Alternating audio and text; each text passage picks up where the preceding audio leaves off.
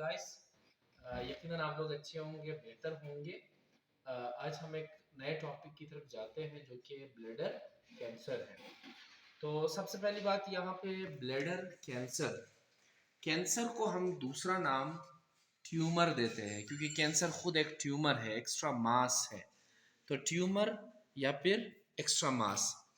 अब अगर हम ट्यूमर को डिफाइन करना चाहे, whether that is anywhere in the body, अगर बॉडी में कहीं पे भी ये ट्यूमर है तो ट्यूमर को हम कैसे डिफाइन करते हैं? Tumour basically abnormal abnormal growth abnormal growth of body's cells, यानी बॉडी में मौजूद सेल्स के अंदर एबनॉर्मल ग्रो, यानी ऐसा ग्रो कि सेल जो है वो डिवीजन कर रहा है और सेल की जो डिवीजन है वो स्टॉप होने का नाम नहीं ले रहा, तो फर्दर डिवीजन होती जाती है। लिहाजा इस तरह के सेल ग्रोथ को हम एबनॉर्मल ग्रोथ ऑफ यानी कि सेल्स कहेंगे, जो कि ट्यूमर है, और ट्यूमर को दूसरा नाम हम कार्सिनोमा या फिर कैंसर का नाम देंगे। अब ये जो abnormal growth of the cell है ये बेसिकली कहाँ पे है? ये ब्लैडर के अंदर है, ब्लैडर के अंदर। तो जैसे कि हम जानते हैं कि यहाँ पे एबनॉर्मल ग्रोथ ऑफ बॉडी जो सेल्स है वो कहाँ पे है? ब्लैडर के अंदर। तो इसी ब्लैडर के अंदर abnormal growth of the cell को हम ब्लैडर कैंसर का नाम देंगे। लेकिन जैसे कि हम जानते हैं कि हमारे यूरिनरी सिस्टम में, यानी कि हमारे यूरिनरी सिस्टम में जो पार्ट मौजूद है उन पार्ट्स में पेयर ऑफ किडनी, जोड़े की सूरत में किडनी मौजूद है। So this is the second kidney.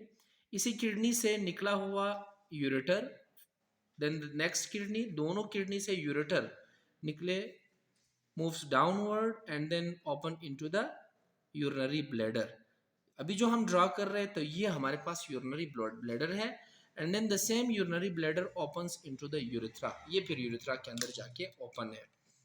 तो यहाँ पे मौजूद पेयर ऑफ किडनी है, एंड देन द यूरेटर और फिर यूरिनरी ब्लैडर, और फिर मौजूद यूरिनरी ब्लैडर है। इसी यूरिनरी ब्लैडर के साथ साथ मौजूद यूरेथ्रा है, यूरेथ्रा। इसी ब्लैडर से यूरिन यूरेथ्रा के जरिए जिस्म से बाहर खारिज होंगे। अगर इसी ब्लैडर के अंदर, इस ब्लैडर के अंदर, मसाने के अंदर अगर abnormal growth of the cells हो, सेल्स एबनॉर्मली ग्रोथ कर रहा है, तो लिहाजा इस abnormal growth of the cells को हम ट्यूमर या फिर कैंसर का नाम देंगे। ठीक, तो लिहाजा इस abnormal growth of the cells के पीछे क्या काजेज है, क्या वजह है, ये तो हम समझ गए कि ब्लैडर के अंदर abnormal growth of the cell को हम ब्लैडर कैंसर का नाम देंगे। लेकिन पीछे वजह क्या है? What are the causes? कौन से वजूहात है? वजूहात जैसे हमने बता दिया कि abnormal growth of the cells जो है वो जेनेटिकल म्यूटेशंस की वजह से। अगर जेनेटिकल म्यूटेशन हो, जेनेटिकल म्यूटेशन से मुराद mutation basically change in DNA को कहा जाता है, और जेनेटिकल का मतलब होता है जीन्स। तो जीन्स बेसिकली हेरिडेटरी मटेरियल है जो खसूसियात को माँ बाप से बच्चों में मुंतकिल करते हो। बेसिकली अगर हम स्पर्म और एग सेल, अगर हम स्पर्म और एग सेल, जैसे कि एक मेल क्रॉस करता है विद द फीमेल, तो मेल में मौजूद sperm cell while in the female egg cell, दोनों के मिलाप को हम फर्टिलाइजेशन का नाम देंगे, फर्टिलाइजेशन। तो फर्टिलाइजेशन की वजह से बनेगा क्या? जाइगोट। अब इस जाइगोट का दोबारा यूट्रस में जाना होगा, वहाँ ये इम्प्लांट होगा, और यही जाइगोट के अंदर डेवलपमेंट स्टार्ट होगी, जहाँ हम इसे एम्ब्रियो का नाम देंगे। एम्ब्रियो में फर्दर डेवलपमेंट होती जाएगी, तो लिहाजा हम इसे फिर फिटस का नाम देंगे। तो मकसद बताने का ये कि इस बच्चे के अंदर अगर खसूसियात आए हैं तो वो कहाँ से आए? माँ बाप से आए, फ्रॉम मेल और फीमेल। तो मेल के स्पर्म सेल और फीमेल के एग सेल, दोनों सेल है, इन्हीं दोनों सेल ने इन्हीं मालूमात को, यानी इन्हीं इम्पल्सिस को, या फिर हम लफ्ज़ यूज़ करेंगे कि यही जीन्स को, यानी कि जो कि अमूमन करेक्टर खसूसियात को उन्होंने ट्रांसफ़र किया इनटू द फिटस। तो खसूसियात का माँ बाप से बच्चों के अंदर मुंतकिल होना, खसूसियात का माँ बाप से बच्चों के अंदर मुंतकिल होना, यही बेसिकली हमारे स्पर्म और एग सेल के ज़रिए होता है। तो अगर इस स्पर्म और एग सेल में मौजूद न्यूक्लियस में मौजूद डीएनए के अंदर मौजूद जीन्स में अगर तब्दीली आ जाए, म्यूटेशंस आ जाए, तो उसी म्यूटेशंस की वजह से जो है एब नॉर्मल ग्रोथ हो सकती है, और वही एब नॉर्मल ग्रोथ जो है वो क्या कहलाया जाएगा, यानी कि कैंसर कहलाया जाएगा। अब सवाल ये है कि जेनेटिकल म्यूटेशन के साथ साथ, जीन्स में तब्दीली के साथ साथ, जो सेकंड फैक्टर हमारे पास है वो है इन्वायरमेंटल फैक्टर। इन्वायरमेंटल फैक्टर, तो इन्वायरमेंटल फैक्टर जो है वो कैसे हो सकता है, इन्वायरमेंटल फैक्टर कैसे हो सकता है, इन्वायरमेंट में मौजूद मुख्तलिफ रेज होते हैं, जैसे कि हमारे सराउंड मुख्तलिफ रेज पाए जाते हैं। जब ये रेज, चाहे वो एक्स रेज हो या फिर दूसरे अननोन रेज हो, अगर ये रेज हमारे बॉडी के सेल से पास हो, तो ये हमारे सेल में मौजूद न्यूक्लियस और न्यूक्लियस में मौजूद डीएनए, डीएनए के अंदर ये क्या काज करेंगे, यही सेल्स, यानी कि यही यही रेज सेल में मौजूद इन्हीं, यानी कि सेल में मौजूद इसी न्यूक्लियस और डीएनए के अंदर चेंजिंग लाएंगे, और वही चेंजिंग बाद में ट्यूमर का या फिर कैंसर का सबब बन सकता है। क्लियर। इसी के साथ साथ अगर हम, यानी कि अगर हम फर्दर ब्लैडर कैंसर के साइन एंड सिम्टम्स की बात करें, तो साइन एंड सिम्टम्स जो है वो डिपेंड करता है यानी इसके टाइप के ऊपर, और इस बात पर डिपेंड करता है कि इनकी सेवेरिटी किस हद तक है। लेकिन अगर वो ब्लैडर कैंसर है, अगर वो ब्लैडर कैंसर है, तो सबसे पहले इस शख्स को, जिन्हें ब्लैडर कैंसर है, इसे पेल्विक पेन होगा, पेल्विक पेन। सेकेंडली उसे बर्निंग सेंसेशन होगा, बर्निंग सेंसेशन, जिसको हम लोग कहते हैं सोजाक, यानी पेशाब में जलन। इसी के साथ साथ पेनफुल यूरिनेशन उन्हें होगी, यानी कि यूरिनेशन के दौरान, यूरिन के दौरान, पेशाब के दौरान उसे तकलीफ ज़्यादा होगी।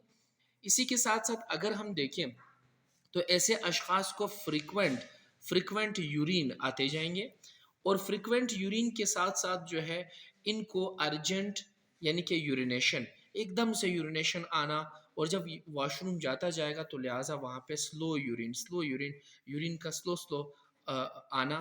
तो इसी के साथ साथ अगर हम इसी कंडीशन के रिस्क फैक्टर्स की बात करें, तो बेसिकली रिस्क जो है वो डिपेंड करता है एज के ऊपर, यानी कि जो ओल्ड एज के पेशेंट होते हैं उनके अंदर ज़्यादा देखा जा सकता है, ठीक है, ओल्डर एज में, कि उनको कैंसर, ख़ासतौर पर ब्लैडर कैंसर ज़्यादा से ज़्यादा उनके अंदर देखा जा सकता है, ठीक है।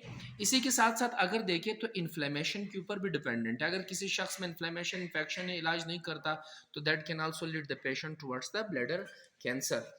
इसके अलावा डिपेंड करता है स्मोकिंग के ऊपर, इसके अलावा डिपेंड करता है, ठीक है, अल्कोहल के ऊपर। इसके अलावा अगर ड्रग एक्सपोजर या फिर, यानी कि केमिकल एक्सपोजर है, ड्रग या फिर केमिकल एक्सपोजर अगर किसी पेशेंट को, जैसे किसी इंडस्ट्री में काम कर रहा है, तो उस केमिकल एक्सपोजर की वजह से भी उन्हें क्या हो सकता है, यानी कि कैंसर हो सकता है। इसके अलावा अगर मुख्तलिफ रेज उनके बॉडी से पास हो, तो उस वजह से भी उनको कैंसर यानी कि हो सकता है, ख़ासतौर पे जो कि ब्लैडर कैंसर है। इसके बाद अगर हम देखें, इसके बाद अगर हम देखें तो after the risk will talk about the complications, मुश्किलात। तो मुश्किलात क्या हो सकते हैं, मुश्किलात यही हो सकते हैं कि उनकी यानी कि यूरिनेशन मुकम्मल तौर पे, जैसे जैसे ये, यानी कि ये कैंसर या ट्यूमर या फिर एक्स्ट्रा जो मास है, जैसे जैसे ये बढ़ता जाएगा, तो उनके जितने भी साइन एंड सिम्टम्स है ये मज़ीद सीवियरिटी की तरफ जाते जाएंगे, और यहाँ तक कि यही, यानी कि ट्यूमर जो है ये इनके किडनी तक जा सकता है, इनके यूरेटर तक जा सकता है, जो कि आगे किडनी फेलर का सबब बन सकता है, आगे किडनी फेलर का सबब बन सकता है, जो कि उस पेशेंट को मज़ीद सेवेरिटी की तरफ, मज़ीद मुश्किलात की तरफ लेके जा सकता है। इसके अलावा हम टेस्ट एंड डायग्नोसिस कैसे करेंगे, यानी how to treat this condition, हमने इस कंडीशन को कैसे टेस्ट और डायग्नोस करना है, तो ताकि हम इसकी ट्रीटमेंट कर सके। तो टेस्ट एंड डायग्नोस हम इसलिए करेंगे ताकि हम इसकी बेहतर ट्रीटमेंट कर सके। तो टेस्ट एंड डायग्नोसिस के लिए हम इसका अल्ट्रासाउंड कर सकते हैं, हम इमेजिंग टेक्निक्स के ज़रिए, जैसे कि हम एक्सरे कर सकते हैं इस पेशेंट के, ठीक है, हम सीटी स्कैन कर सकते हैं। तो सीटी स्कैन के ज़रिए हमें इस पेशेंट की जो है वो बेहतर तरीके से एक इमेजेस मिल सकते हैं, जहां हमें पता चल सकता है कि इसे ट्यूमर है या नहीं है। इसके अलावा हम सिस्टोस्कोपी कर सकते हैं। सिस्टोस्कोपी एक ऐसा मेथड है जिसमें एक डिवाइस जिसको हम कहते हैं सिस्टोस्कोप, वो डिवाइस हम अंदर यूरेथ्रा में पेनिट्रेट करते हैं, ब्लैडर तक लेके जाते हैं, तो ब्लैडर तक जाने के बाद हमें पूरे ब्लैडर की जो इमेज है वो हमें मॉनिटर स्क्रीन पे मिल सकता है। इसके बाद अगर हम ट्रीटमेंट प्लान की तरफ जाते हैं, so with the treatment plan will do what, हम ट्रीटमेंट के साथ क्या करेंगे, इलाज के साथ क्या करेंगे, हमने सबसे पहले सर्जरी के ज़रिए उस पार्ट को टारगेट करके उसे बॉडी से बाहर निकालना है। उसके बाद हमने कीमोथेरापी उसे देनी है, और कीमोथेरापी के साथ साथ हम उस पेशेंट को रेडियोथेरापी दे देंगे, और रेडियोथेरापी के साथ साथ हम उस पेशेंट को, basically radio means radiation, therapy means treatment, chemo means chemical, और थेरापी मीन्स ट्रीटमेंट। तो इस मेथड के साथ साथ हम बेसिकली इम्यूनोथेरापी, यानी हम ऐसे पिल्स या ऐसे मेडिकेशंस देंगे जिसके ज़रिए हम उस पेशेंट के इम्यून सिस्टम को बूस्टअप करेंगे। जब इम्यून सिस्टम उसका बेहतर होगा तो लिहाजा पेशेंट इस कंडीशन से बच जाएगा, और दोबारा उनके अंदर जो एब नॉर्मल सेल्स है उनकी ग्रोथ नहीं होगी, और वो पेशेंट इस कंडीशन से बच जाएगा। तो this was all about the treatment plan. तो ये हमारे पास ट्रीटमेंट प्लान था किस चीज़ के हवाले से, यानी कि ब्लैडर कैंसर के हवाले से। फॉर फर्दर मोर और मज़ीद डिटेल के लिए इंशाल्लाह हम अपने नेक्स्ट वीडियो में साथ रहेंगे। Thank you so much.